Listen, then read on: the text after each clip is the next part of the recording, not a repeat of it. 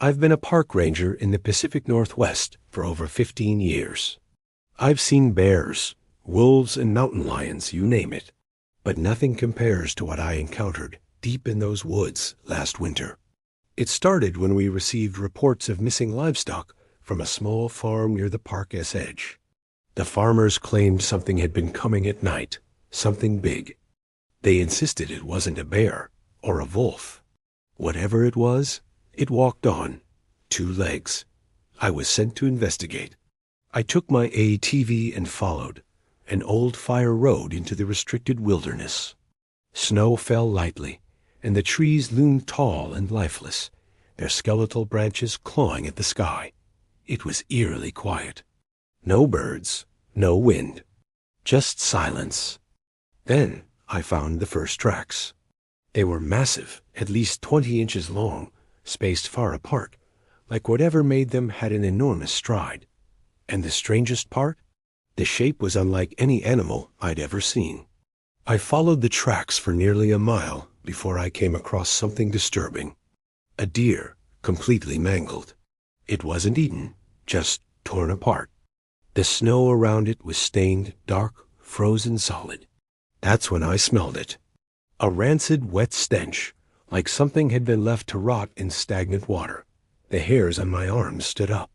My instincts screamed at me to leave. Then I heard it. A low, guttural growl, so deep I felt it in my chest. I turned, gripping my flashlight tightly. The trees were dense, the shadows impenetrable, but I wasn't alone. Then the woods erupted around me. Something huge moved between the trees, fast, circling just beyond my line of sight. I caught glimpses, matted fur, long arms, something towering above me.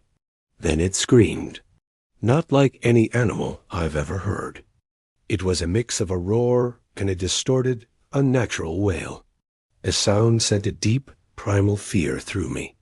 I bolted. I ran faster than I ever had, stumbling through the snow, barely keeping my footing. I could hear it following me, heavy footfalls pounding behind me, getting closer. I reached my ATV and gunned it, speeding down the fire road. The thing kept pace, crashing through the trees with impossible speed. Then, just as I neared the park's main road, it stopped. I glanced back, and it was standing there, enormous, broad, covered in thick, dark fur. Its shape was vaguely human, but wrong. Its limbs too long, its eyes reflecting the dim light with an unnatural glow.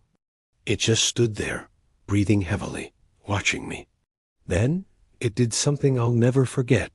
It tilted its head and grinned, a slow, deliberate expression that sent ice through my veins.